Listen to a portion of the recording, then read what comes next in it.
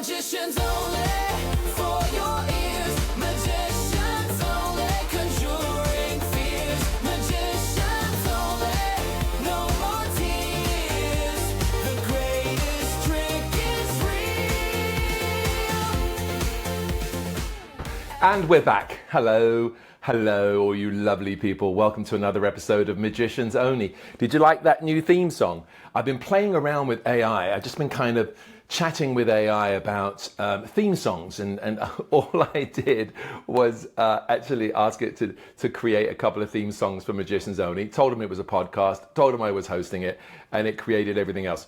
So what you just heard was the beginning of one of the theme songs. At the end of this episode, I will be playing you the other theme song along with the lyrics.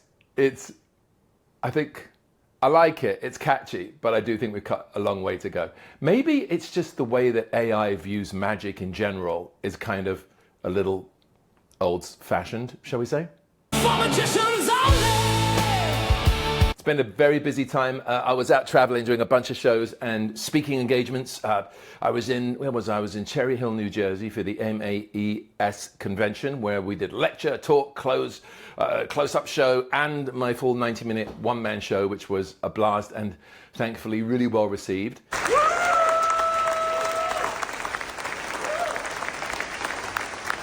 So thanks everybody, had a wonderful time. Thank you for the love. It was great to meet everyone. And then I was honored to be invited to New London, Connecticut recently for the Milbourne Christopher Foundation Award, where amongst a number of other luminaries in the field, I'm very proud and honored to have been presented with something called the Masters Award. And this is the Milbourne Christopher Foundation. It means a lot to me, and I'll tell you why in a second. This is a beautiful wand. It was, which you can see. I think it was Tony Karpinski who you can tell it's got his trademark inlay right here. It's got a beautiful thing on there. But check out the wand; it kind of rises as you bring it out. And this is, I think this is rosewood with gold tips, and so it's a. As wands go, Harry, it's not bad. You know what you mean? It's not a bad one there, Harry. It's not bad at all. It's beautiful. Absolutely gorgeous. I do a wand spin, but I'm afraid I break something. So thank you to the Milbourne Christopher Foundation for the Masters Award. I'm honored to receive it. And I'll tell you why. So when I was a kid, Milbourne Christopher was this wonderful magician who was very involved in not just performing himself, but also in writing about magic, reviewing magic, and creating books. And one of his books was the Illustrated History of Magic, which I would take out of my local library every 4 weeks. I think I was the only guy who read it, cover to cover. It was the most beautifully put together book. I'm drooling. It was the most beautifully put together book on the history of magic. Now, some people would say not everything was accurate. It doesn't matter. It was inspiring. And when I read this book, I mean, I would read about magicians like Paul Rossini, Nicola, and Dante, and Houdini, and all of these, but also the magicians that you haven't heard of. It really made me want to be a magician. So just that one book inspired me. Then I got hold of these magic magazines that were called the Hugard's Magic Monthly. And if you haven't read the Magic Monthly, they're amazing. They're now available in PDFs, so they're completely searchable, super useful, right? So I got the Hugard's Magic magazine, and Milbourne Christopher had columns in that where he would publish 2 or 3 ideas every single month that were great, really practical stuff. Then he had these books that came out, Varied Deceptions, One-Man Mentalism shows, Stretching a Rope. In one of them, there was a trick known as Super Stab, which is, as we now know, it's a very classic effect. It's the paper bag, card chosen, signed, shuffled back into the deck, thrown into the paper bag, shake up the bag, stab it with a knife, boom, you've got the signed card. Well, there's so many versions of this with jumbo cards and the rest.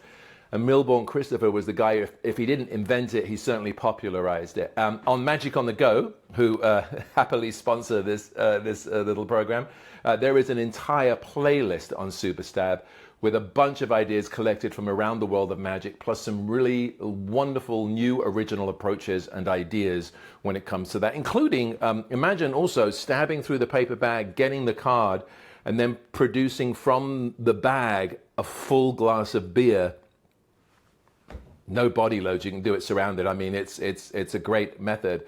Or using the trick as a deck switch, or, well, there's so many ideas. Even Robert Harbin has a 2-card version that's part of the Superstar list. So you can see that Christopher, Milbourne Christopher, had like a huge impact on me as a kid growing up in magic. The other thing that I love about Milbourne Christopher, and I mentioned this in my speech, and I don't think people either knew this or got what I was saying. So I was having dinner with Max Maven one day, the great mentalist Max Maven, and he was telling me this Milbourne Christopher story. I don't remember all of the details, but the kind of the macro version is this. So there was Milbourne wrote for the Hugh Guard's Magic Monthly, but there was this other guy. There was another guy called Frank Jogler that people didn't really know. But he was reviewing magicians. He was reporting news from around the magic world. And sometimes he was a little harsh or a little sarcastic when it came to certain performers or tricks that were coming out. But nobody knew who he was. He was protected. He had this anonymity. He had this veil of anonymity, right? So then apparently somebody, I don't know who it was, Max did tell me, and I'm sorry, I forget who it was, somebody received their check from Hugh Guard's Magic Monthly. They'd sent in a trick or something along those lines, or maybe it was a subscription response. Anyway, a letter to Frank Jogler happened to accidentally have been stuck on the underside of the envelope. And so they were able to see the address and who the check was made to that was in that envelope. And it turns out it was Milbourne Christopher. Yes! Milbourne Christopher was Frank Jogler. I don't know where he found the time. Listen, this guy, what I love about the articles was they were so honest. They were great. Sometimes we need that kind of brutal honesty to move the art forward. So there you go. So thanks again to the Milbourne Christopher Foundation, to Tom Ewing, to David Haverset, everybody who was so lovely to me. And also congratulations to all the other award winners. I feel like I'm honored to be in such good company. Also, I don't necessarily this is a Masters Award, which I'm very flattered to receive for contributions to magic. I don't really believe in being a master of anything. I honestly think that you can approach trying to master something, but I don't ever believe anything can reach perfection. And so, I will take this as being someone who is continually trying to better the craft and the history of magic and the magic that I myself perform and invent. So thank you once again for this delightful honor. For magicians only. Before I flip you over to the session that we recorded recently with our guest here, Alex Boyer, who, by the way, was an absolutely amazing guest, and I can't wait for you to hear what he has to say. There was so much good stuff that I've had to cut it into 3 different episodes. The first episode, we're going to be talking about his approach to magic and branding and his personal live show. Then we're going to flip over and talk about his experiences as one of the 4 stars of True TV's Big Trick Energy, because that was a brand new experience for Alex. And we're going to dish some dirt, so check that out. And then on the 3rd episode, we're going to talk about a bunch of other stuff, but also FISM 2025, which was very interesting. So next 3 weeks are going to be very cool with a lot of great stuff from Alex. But before we flip over to the interview, I just want to say 2 things. One, I was saddened to hear of the death recently of Kreskin, the mentalist. And the amazing Kreskin was someone who, in my childhood, he had this little television show, and for some reason it ended up on British television. And I will never forget Kreskin doing this mentalism piece where he had an invisible die, and you had to imagine the numbers on the dice. And then he would throw the die, and the celebrity guest said, I don't know, it was 3. Then he had them pull the die apart, and there was a little piece of paper inside, and it had the number 3. You will think of the number 3 written on the piece of paper. Now, if you know anything about magic, you'll know how that's done. As a kid of 8 or 9 watching that, I was blown away. That had such an impact on me, clearly. I've never forgotten that moment. And that was Kreskin. Kreskin was one of those really enigmatic performers who seemed to shun the magic community. Which is fine, because he's a professional magician. He's working his shows. He's got it down. He's touring the provinces. He's filling out theaters. He's famous for hiding his check at the end of the show, and then psychically somebody would hide it, and then psychically he would run around and try to find it, which I think is great. Although today a lot of modern audiences might say, "What's a check?" But I've heard a lot of people talk about Kreskin having a love-hate relationship with magic. If you want to know what he was like, or at least the Hollywood version of what he was like, there's a movie called The Great Buck Howard. which is a story of a young man who gets a job touring with a mentalist magician. And that is supposedly based on the experiences of a young man who toured with Kreskin. So John Malkovich plays Buck Howard, the Kreskin type character, and it's a wonderful movie. So I hope you'll give that a check out, and you'll get an idea. I do have one Kreskin story. So I'm on the board of directors, and we get a request by Kreskin's manager, who said that he's in town for a private event. It was going to be coming into town at the end of the week for a private event. Would we consider would we want Kreskin to perform in the Palace of Mystery? So this would have meant asking the performer who was in the Palace of Mystery if he wouldn't mind taking the night off or a couple of nights off. We thought it would be great for the members. It would be lovely to see Kreskin perform at the Magic Castle. And so we had a meeting. We talked to the performer, who was very gracious about it. And we got back to them and we said, yes, we would be honored to have Kreskin perform at the castle. To which with the response we got was, oh no, he doesn't want to perform at the castle. That wasn't his manager. That was just somebody else on his advance team who overstepped his bounds. And of course, Kreskin would never perform at the castle. So basically what I think happened, he just wanted to find out whether, we'd want him or not. And then as soon as we said we did, he was like, oh, no, I don't need to do that then. Very interesting situation, right? Anyway, before I introduce you to Alex, I want to tell you about this. This is the Close-Up Magic of the Masters. This is a little book produced by Jack Flosso. I got this from Busby Corin Incorporated Law, or at least it was published by them a long, long time ago. It was published by Flosso Hornman Magic Company, so that gives you an idea how old it is. I found this in the back of an old secondhand magic auction, and I've never seen this. It's called Close-Up Magic of the Masters, Pet Secrets of Vernon Slidini, Scarni, Daly, Bertram, Al Baker, Paul LaPaul, Nate Leipzig. It's a thin little tome, but oh my gosh, it is packed with such wonderful material. It's really great. This is the first time I saw Doc Daly's Perfect Salt Trick, which we explain on Magic on the Go. And a lovely little article on close-up magic at the very beginning, the preface, by Bert Allerton, Bert Allerton was a performing magician, a full-time working professional close-up magicians, when very few had that kind of a gig. He worked high-end restaurants, and he just had a way about him where people would want to see him and they would invite him to come to their table. And there's a number of books on Bert Allerton's magic, but this is what he thinks personally about magic and magicians. And I want to read this to you, so buckle up, kids. It's not that long. Here we go. Watch the faces of laymen who are witnessing an intimate performance. Do their eyes gleam? Do they have an expectant look of wonderment and enjoyment on their faces? Or do they look tired, bored, and unhappy? Consummate skill, which magicians revel in, admire, and rave about, often produce the latter result when exhibited to laymen. So don't let the praises of magicians fool you. After having entertained over 20,000 groups with close-up magic in the 12 years that I've worked professionally, and having listened night after night to the individual comments and dissertations on magic and magicians, I have reached the following conclusions. When magic is performed at a distance, most people feel that if they were close up to the magician, they could see through what he was doing. In other words, they're prone to give the distance credit instead of the magician. For that reason, close-up magic, if well done, is generally more effective than other types of magic. Audience participation tricks are always the most effective, and hardly ever is suspicion attached to the assisting spectator in close-up magic, particularly if the performer shifts from one person to another.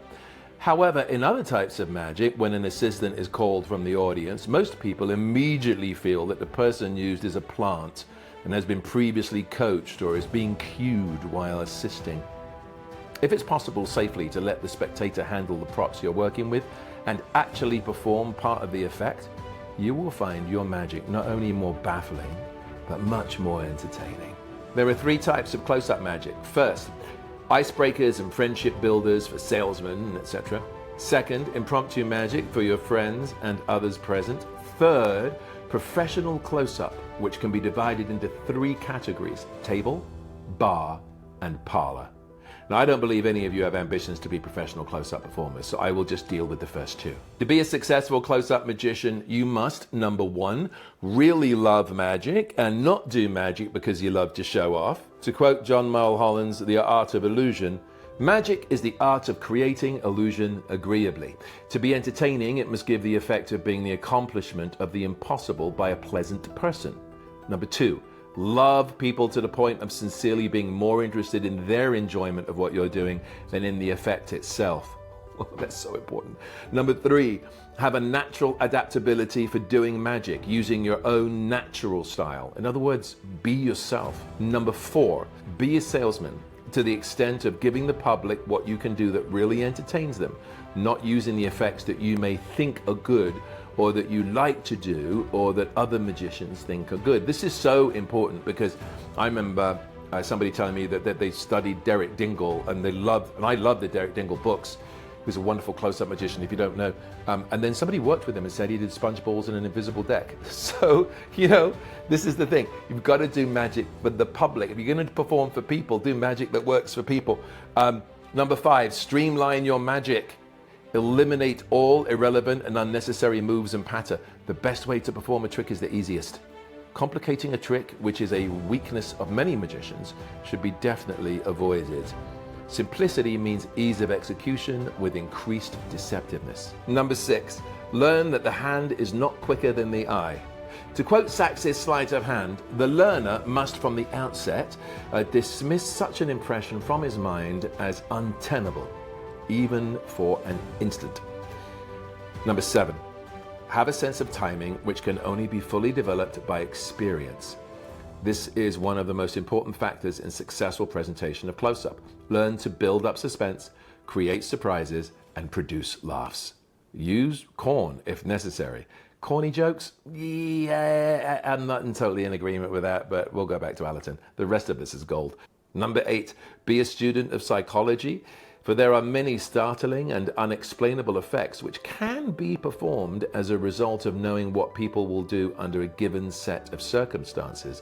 That's a wonderfully cryptic phrase, but if you're a magician, you know what he's talking about. Number nine, you must routine your presentation. Your effects must be psychologically selected and performance tested and carefully arranged. The opening is most important and should break down as quickly as possible the normal dislike for magicians on the part of so many people, apparently due to unimpressive performances that they previously witnessed. Every effect must sustain interest. Like any good performance, the climax or concluding effect is exceptionally important, and if possible, leave them laughing.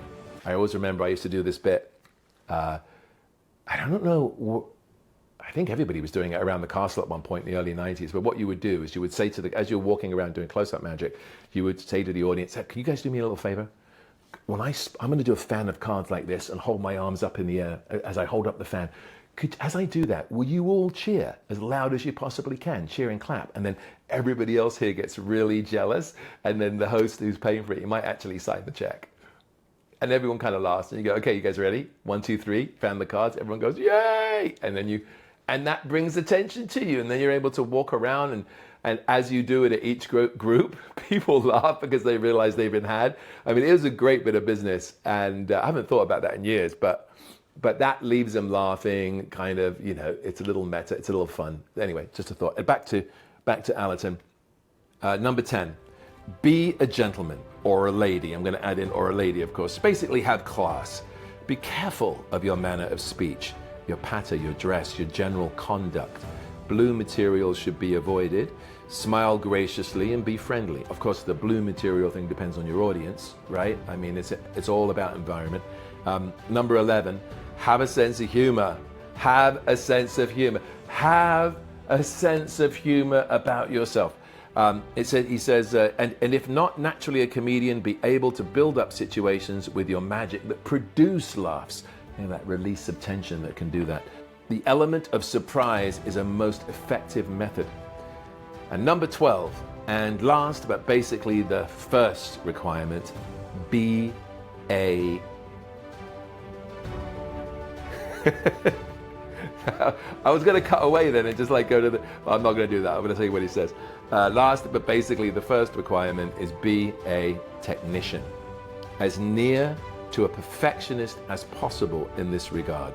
Learn to do all your moves automatically and effortlessly, so that you can project your personality and do your real selling job. I think that's wonderful. And I don't think he's talking about like, oh, be an expert in the most complicated moves. I think he's saying like, perfect your performances, which, by the way, isn't just the trick, right? It's the introduction, it's your pocket management, it's where the props come from, and it's where the props go. You don't want to put a prop in the same pocket, you've got another prop which you want to pull out. That's going to be very, very confusing. Anyway, all of these things are very, very important. All of these aspects that Allerton considers to be important for a close-up magician, and I think for any kind of magician. Anyway, the reason I brought all of this up and Allerton's approach to being the perfect magician is because having interviewed him, I really believe our next guest, Alex Boyer, I believe he contains all of these qualities. He's incredibly creative. He understands entertainment value. He works hard at his stuff, man. And he's out there working it and connecting with his audiences, and he understands what it is to be entertaining.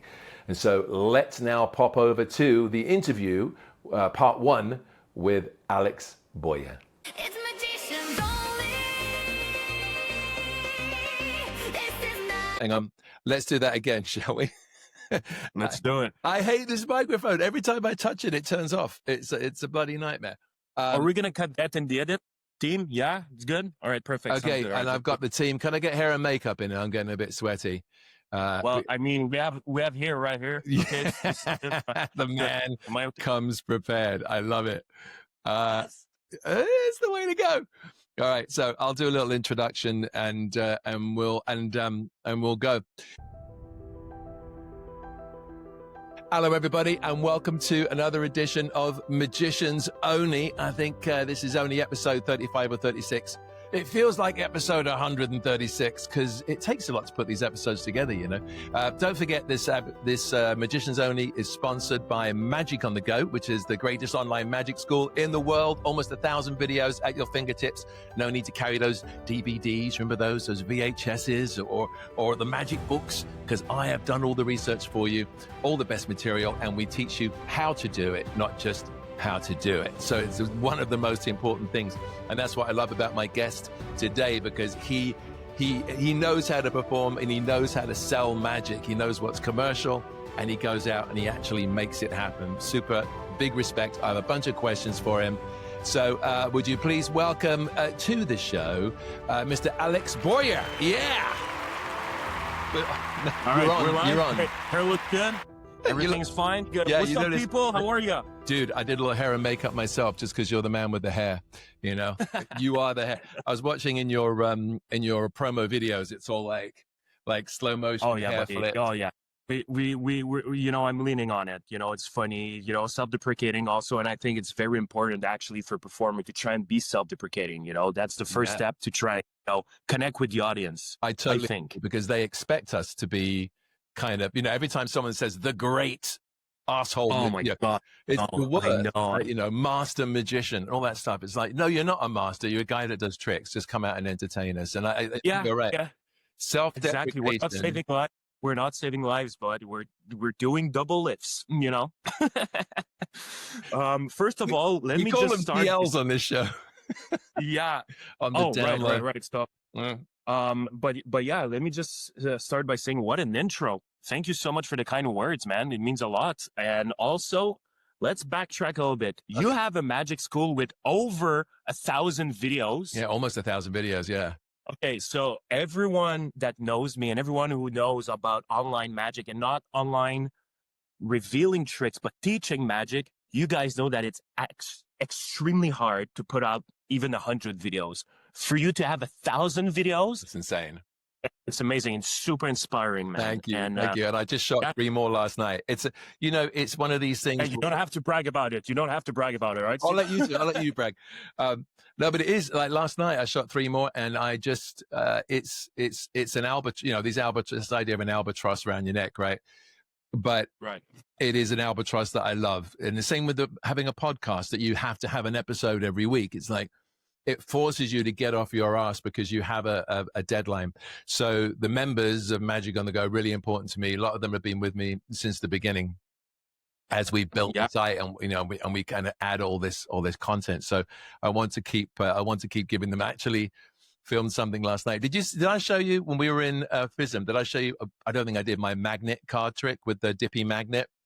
No. So it's a trick that Harbin invented back in the 30s, and any card is chosen, mixed up, and you hold a magnet on a string and you touch all the cards, and the magnet only gets attracted to the signed card. And then but I kind of added something to it so that the spectator can do it, so they touch it, and then they pull the card off the magnet, and then and you don't touch it, and then when they try to reconnect the card to the magnet, it doesn't work anymore. It's not magnetized anymore. And it's a great trick, but the problem with it is that you could do it once, and you've got to go reset. You've got to pop off for like a minute or 30 seconds and reset. So for workaround, as you like to call it, mingle magic, which I like that, mingling with the muggles. The mingle magic. So when you're doing the mingling, you don't want to be. By the way, can you see my nipple through this shirt? Am I okay? Yeah, they're getting harder. You talking about magic? You know me, buddy. You need a special second camera, just right there. Oh, buddy, the amount of tape we use on Big Trick Energy to cover nipples. Anyways, keep going. The big nip energy. Yeah. We're going to get to that. Definitely. But I was going to say, so I came up with this gadget, this gimmick to kind of enable you to do that magnet trick table to table, so you don't have to go back and reset. So it's super. Yeah, no reset. There's no reset whatsoever. And so that makes it like super commercial, right? I mean, you can even like spread the cards on the floor, have a long string with like a horseshoe magnet, and have someone do it. So I was going to keep it to myself, but last night I was like, fuck it. You know what? The members deserve it. So I filmed it, and I'll put it up like next month or so. Wow, that's amazing. That's amazing. And knowing you're like I was telling my girl earlier about you, is like, I'm like, beside you being a great actor, you're an amazing magician, but like, you have so much knowledge, dude. It's insane. Like, knowing things from the 30s, it's like, hey man, like who knows about that? It's crazy. But the fact that you're able to transform the effect or the plot or the story in today's day and age, and to connect with people. Yeah. It's super rare. Thank you. Yeah. Well, I think there's a lot of great stuff that we're missing, and because everything's gone to film and DVD and like online single trick DVDs and the rest of it, we've lost it all, right? All of these great secrets. So that's part of my journey, is like finding these things that need to be rescued, but also updating them to the new thing, and putting them in the right hands as well. That's another thing. Putting them in the hands of people who really want to learn them and have like a passion to do something with it. It's like I just decided to start doing this thing on Magic on the Go, where I'm going to start every episode with a trick review, but it's going to be a trick review of a trick that came out at least 50 years ago. Right. So it'll be something that it's already out there, and so I just did one for Conus aces, because when you take the Conus ace trick and you say 4 aces, they can be examined. The spectator puts his hand on, they can keep checking that there's 4 aces. And then when you want, the aces are no longer there. It's 4 in different cards and the aces are in their pocket. It's a great trick. No gimmicks. You can like sell it like it's a trick, but then it's available pretty much everywhere. But enough about me. Let's talk about you. You just moved house, so I appreciate you taking the time. Yeah.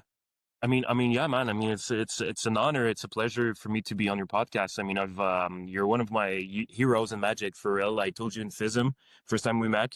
Thank you.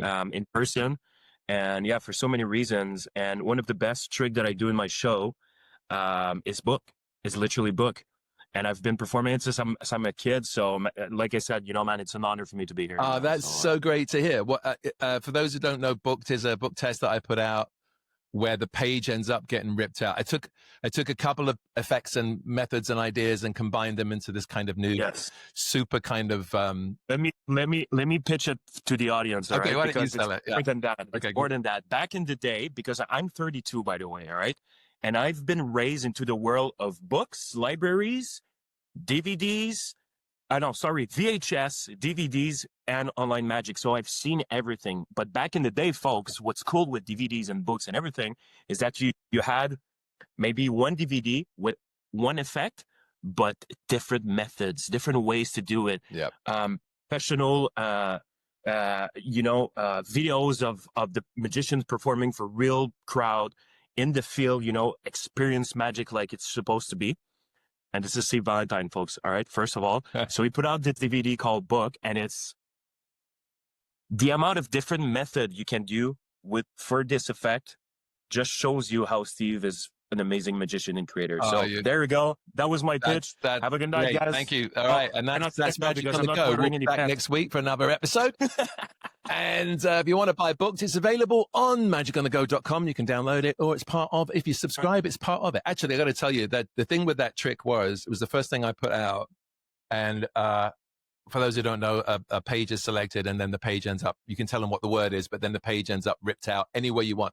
And on the DVD, people don't do the version which is signed, but you can have the page signed and end up on the outside on a window or something. Oh, I'm born. That's right. It's so good. But everyone goes for the easier version, right? Oh my God. Yeah. But that trick was used on America's Got Talent. And one of the guys, by a number of people, and I've seen it on TV and all these news reports, people do it a lot. And one guy almost screwed it up. And I remember thinking, this, as the camera came in, I was like, this is why magicians don't want all of their tricks on television, when they sell stuff, because if he screwed it up, we would have no more sales, right? That would have been. Yeah. But what was hilarious was it was done by someone on America's Got Talent. And then it was done by a guy on Britain's Got Talent.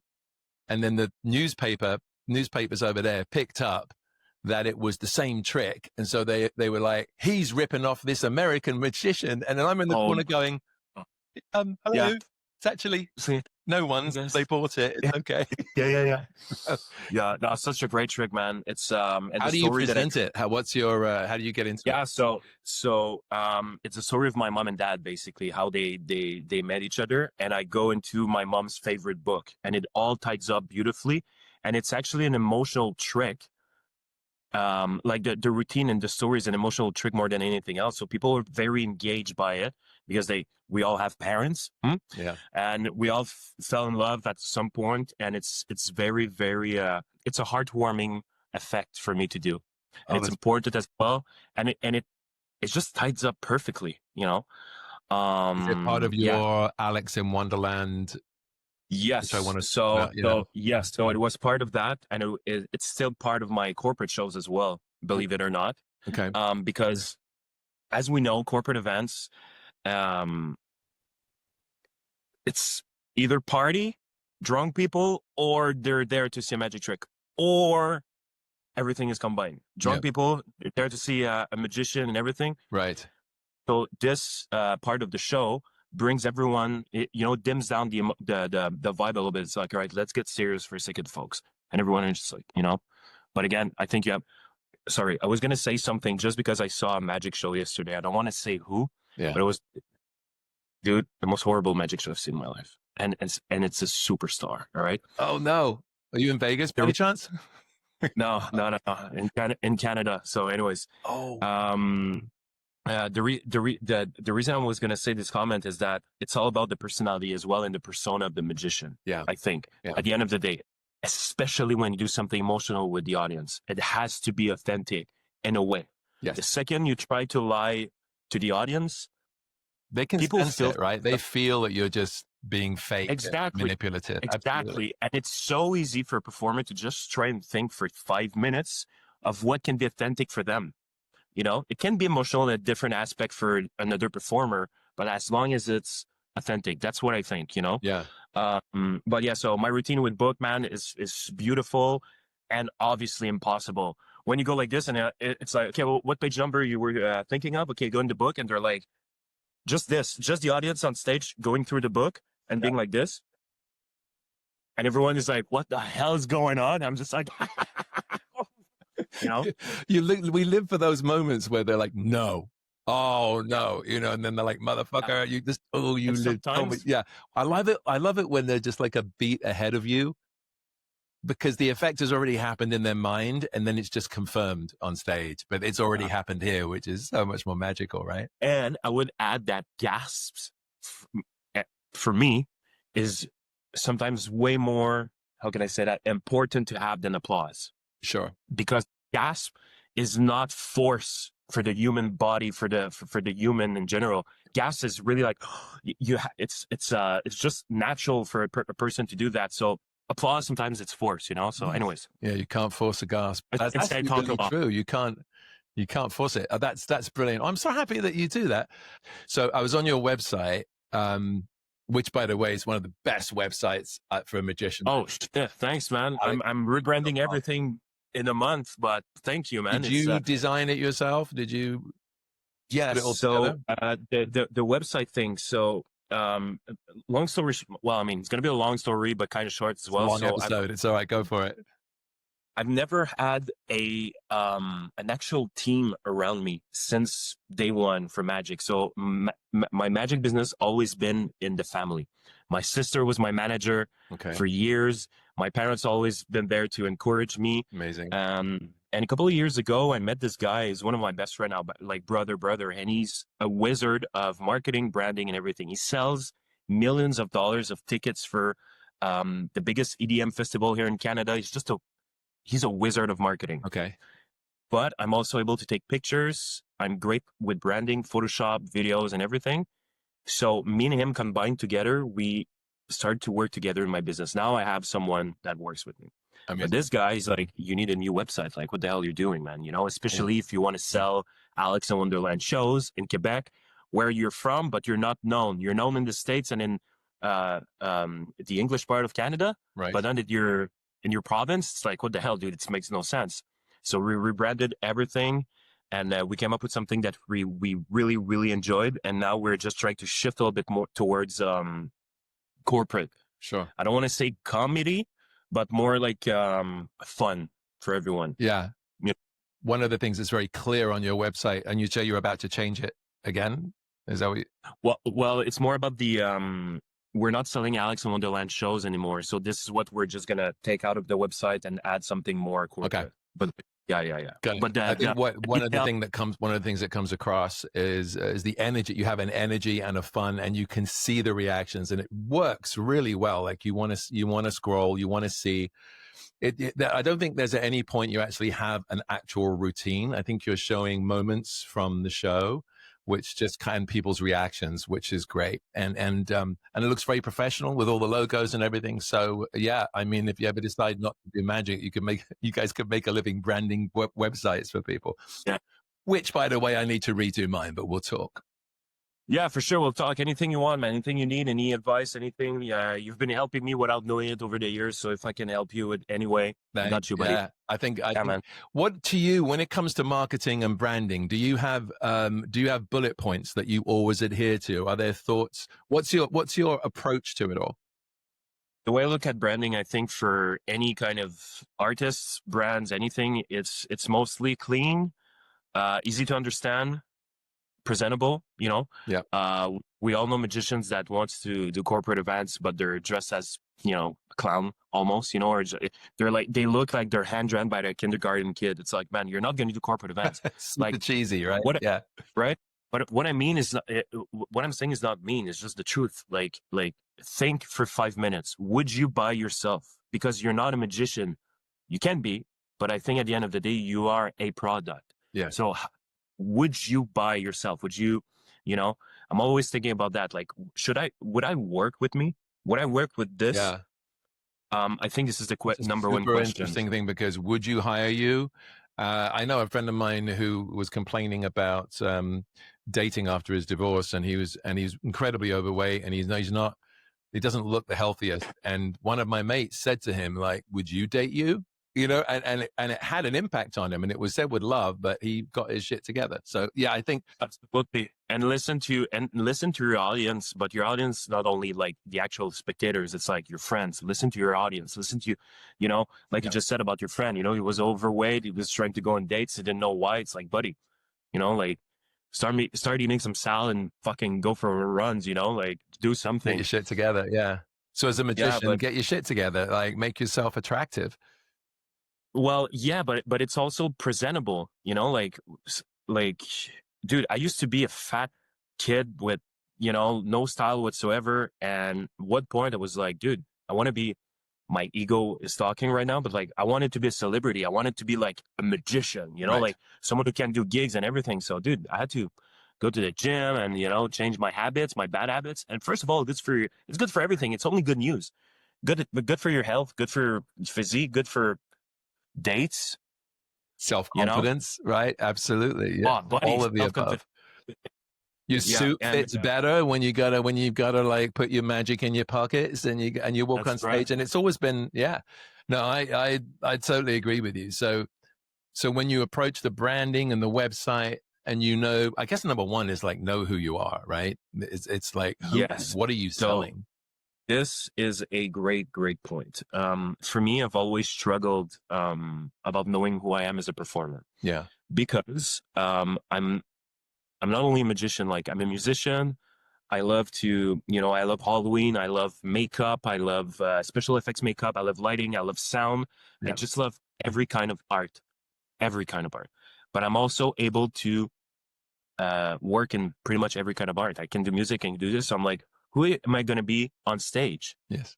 You know? Yeah. And when you think about that, for me, it's like, oh, fuck, am I going to be a musician on stage that does magic? So I'm like, oh, fuck, it's going to be way too cheesy. Can't do that. Right. But if it's authentic and you present it with your heart and it's true, now it doesn't become cheesy because it's true. It's literally who this person is on stage and off stage. Yeah. You know, just more times two on stage, right? Yeah. But it's like you said, man, know yourself, be okay with that. Be okay with what is not working with you. That could work for someone else as well, I think. Yeah. And yeah, man, you know, trials and errors, go in the field, tests, bomb, fail. You know, the more you fail, the more you learn, the more you become better. So man. when you're You know, branding yourself, especially, I think also it sounds like especially now you're changing, you're going from the Alex in Wonderland, which we should say to everybody, it was I mean, I haven't seen the show, but I saw the video and it looks amazing. Like you have assistants and stage sets and you have a whole kind of whimsical Alice in Wonderland theme that is yes. also part of a dinner show, right? Yes. So it started with it's called the soirée illuminée in French, meaning the illumination light, whatever. It was kind of a Harry Potter themed magic show, dinner magic show. And this started because I did a gig once, corporate events, and the theme was Harry Potter. They hired me to just bring magic into the event, whatever. Right. And I tailored special effects and routine, Harry Potter theme, and it was just amazing. And 2 months after, I was just like, why the hell am I not creating an event or a show like this and sell tickets? Who doesn't like Harry Potter? Sure. Like everyone fucking loves Harry Potter. So I was like, all right, so J.K. Rowling's up the lawyers really love Harry Potter. okay, so hold on, buddy. Hold on. There's a reason we're not doing the Harry Potter show anymore. Okay. Oh, yeah. So here's what's up. So here's what happened. So we did that. We sold, I don't know how many thousands of tickets in this short amount of time. All right. I had to create a Harry Potter team magic show in like 2 months, rehearse. You know how 2 months is not a lot. All right. No time at all. Yeah. I have a big ego as a magician. I'm like, all original tricks, not tested whatsoever. Let's fucking go, you know? I did this. I've done this. It's brutal. Yeah. It is brutal. Yeah. Thank God it worked. Okay. It worked great. Okay. I think I have angels looking over me. I don't know what happened, dude, but like I think 2 illusions and they were made with like duct tape and, you know, a couple of screws but it looked great. It worked. So fuck it, you know? Anyway. Yeah. All this to say, we had a cease and desist a couple of months after doing the show of Warner Brothers. They're like, hey, guys, your shows is making too much noise for us. Mhm. We don't have control over it. So either you give us like more than half or... They wanted you more stop. than they wanted, what, like a 60-40 split or something? Yeah, higher than that. And, Oh, wow. Okay. everything about branding and the name and everything. So it was just Yeah. like, hey, look, I don't have any agent anymore. I don't have any agent whatsoever. I've never had an agent back in the day. Sure. And I'm like, yeah, I don't want to have a boss. I'm my own boss. I want to create my own thing. So fuck you guys. all this to say, we have to stop that. Yeah. But the issue was that we already rented like 3 rooms to do the show. So we had the rooms, and the rooms were like 20 grand for a weekend. Big churches, like one of the best, beautiful church in Montreal. It's an old church, and now they do events there. And we were the first public event doing a show. So we discovered that Alice in Wonderland by Alice in Wonderland by Lewis Carroll. By Lewis Carroll, exactly. There you go. This is what I meant. So, yeah. So he has no copyright. There's no copyright issues, nothing. Amazing. You can take it and do something with it. So we're like, oh my God, Alice in Wonderland, Alex in Wonderland. I'm crazy. Alice in Wonderland. You're the Mad Hatter. This fits perfectly, right? Yeah. Looks and feels exactly like a psychedelic acid trip. I like acid and psychedelic acid trip. It goes well together. Let's do it. So Amazing. basically what happened is that I had carte blanche. I could do anything. Yeah. Because there's not really anything tied up to the theme except someone who's trying to discover herself, Alice, by, taking advice, trials and errors and everything. So I'm like, dude, I can relate so much as an artist. Yeah. So all the tricks over the years that I created, the routine, I just like place it in a blender, and it became Alex in Wonderland, basically. That's amazing. Some things happen for a reason, right? I mean, and now you're back to having complete control over your product.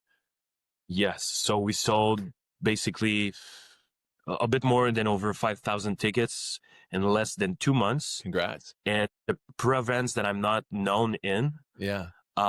In 5 of the major cities in Quebec. So this is what we've done. It's just fucking insane. Like, have you thought about turning it into a theater tour? Yes, we did talk about that. The thing we're thinking right now is just to remove the dinner show, obviously. Yeah.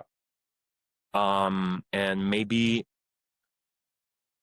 I don't know how to say it, but there's so much good things. I'm only saying that because I'm so proud of myself right now. There's so many good things happening in my life right now. Like, I'm still a kid, by the way. Every time a good news happens to me, I'm just like I'm still a kid. You know me, man. Got to like, enjoy the ride, though, right? I mean, this is it. It's like if everything's like, oh, it's good, but I don't know what's going to happen next, then you're not going to enjoy the ride. You got to enjoy to me, you're Alex in Wonderland. Okay. So here's, unsolicited advice, right? Not that you need it from me, but I did the Illusionists. I did the Illusionists, and the reason the Illusionists works is because it's a branded show above and beyond the performers, and it appeals to a family audience. And that way they're able to bring in 5,000 people, 9,000 people a show. And what I really respect about what they do, because it's a family audience and because it's a branded show, they're able to do multiples of it, right? They're able to have them all over the world and really make money. You're right. Yes. Alex in Wonderland, same thing. Absolutely the same thing. Take that idea of a magician who finds himself in Wonderland, bring the kids. I mean, it's just, I have an idea for a family show, for like a theater show, because I really saw kind of when the Illusionist was cooking, kind of what it was bringing in. You know what I mean? So it's man. I think it's a perfect thing to. Yeah, there's there for sure. It's just like, I think it's just that the projects are piling up. Yeah. But I'm not close to it. For sure, but right now, like, it's Christmas season. The corporate are starting again and everything. So it's like, I'll take a small break. I just move out to a new house as well. I have to come down to Toronto and chill with you sometime. Please, so, you're always welcome. I'd love to see you. And I have to go for a smoke because I'm a real chain smoker. So I'm just gonna get back to it. All right. I'm kidding. By the way, instant reset. Instant reset. Instant reset. You look like a chain smoking Marvin Roy. It just kind of comes out of the. Yeah. Absolutely. Comes out of the mouth there. I want to say, well, listen, so the website's amazing. Your branding's amazing. I think there's a lot people can learn from how you do everything. And it looks like you're juggling a lot of projects. How did the Big Trick Energy show on Netflix, how did it come about? And what was that experience like for you? Because TV is a whole nother beast, right? It's magicians only. This is not Thank you, Alex, for an amazing interview. Thanks. That's part 1. Tune in next week for part 2. If you could do me a huge favor, just do me a massive favor, and wherever you are, whatever podcast platform that you're watching this or listening to this on, could you please just scroll up or down or sideways and give us a 5-star review? You don't have to write a review. Just hit the 5 stars. Just give us 5 stars, because it helps. It helps the podcast get more viewers, get more visibility, and it's really surprisingly very, very important. So the whole phrase that we hear people saying all the time, like, share, subscribe, it is actually a very, very important thing. So if you're enjoying this, and even if you're not, just if you're not, on the way out as you slam the door, just give us a 5-star review. Just help us, move forward. That will be, and get better, and then we can get better for you, and we can travel more, and we can add more, production value to this podcast. Okay, so it'd be huge if you could do that for us. Thank you so much. And also, as you know, Halloween is coming up, so there are 5 videos that I did for Magic on the Go on Halloween pranks, and so I'm going to put them here on YouTube. So guys, if you go to YouTube, if you go to Steve Valentine Show, if you look up Magicians Only with Steve Valentine, you will find there's going to be a playlist which is going to be Halloween pranks. A lot of them are ones that I published before on my Magic on the Go site, but I'm probably going to add a few extra ones as well. Plus, I'm going to add a very special Halloween trick with tarot cards. That's actually quite creepy. I'm going to add that to Magic on the Go over the next couple of weeks. It's very dark. Makes my throat, makes my voice break as I say it. It's very, very dark, and it's super perfect for Halloween. So that's going to happen soon. Oh, wait, I almost forgot, before I say goodbye, there's this thing about the theme song. So every now and again over the next bunch of episodes, I'm going to be having fun with AI, and we're going to see how AI treats magic when I want it to create a theme song for me. So the one at the beginning you heard today was a little bit more like anime kind of theme song introduction. So then I asked if it would give me a rock and roll theme song. All I said to this particular AI program, I'm not going to tell you which one it is because they're not paying me. But I asked it to create a song for me for my podcast. I said it's called Magicians Only. It's a podcast. It's hosted by Steve Valentine. It's about magic and magicians and secrets. So I printed out the lyrics that it wrote for me, and it created the song, which is annoyingly, absolutely annoyingly catchy. I'm going to play it for you and lip sync, because that's what all the kids are doing these days. And if this podcast means nothing else to you, if you've got nothing else from all of the episodes of this podcast, but a bit of enjoyment watching me make a complete tit out of myself right now, then it will have all been worthwhile, because I think the lyrics on this are hilarious. And this is totally written by AI. So here we go. Wish me luck. All right, I can't believe I'm doing this.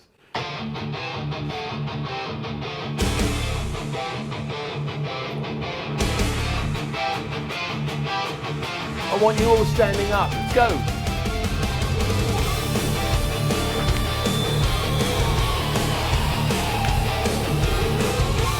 Oh.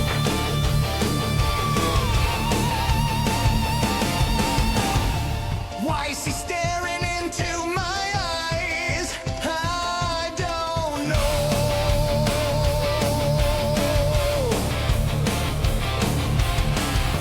How the hell did he just do that? Did he just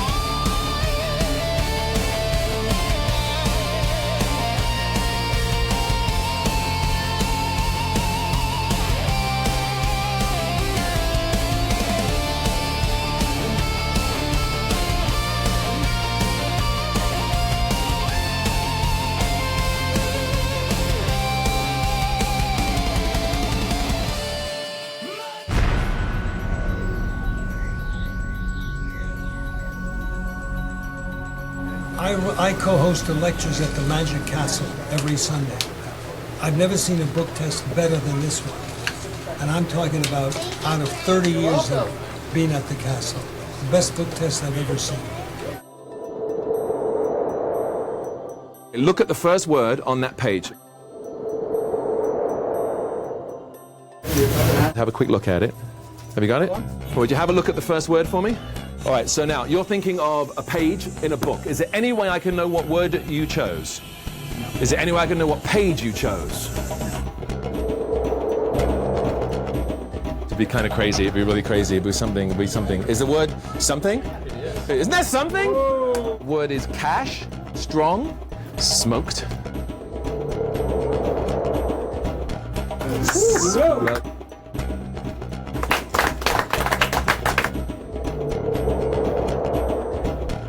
What?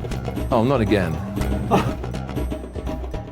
Look at this. This is 114 is gone. What? Oh, that's weird. Inside, I think I have a little piece of paper that looks astonishingly like the page from a book. Would that be your initials? Yeah. And just to prove it actually came from right here. Woo! Perfect. I don't know what could possibly. Is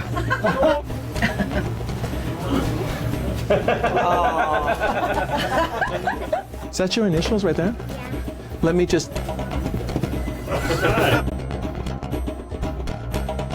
Page 100. Now you're going to need this when you read the book. Yeah, I'll keep it as a souvenir. You're welcome.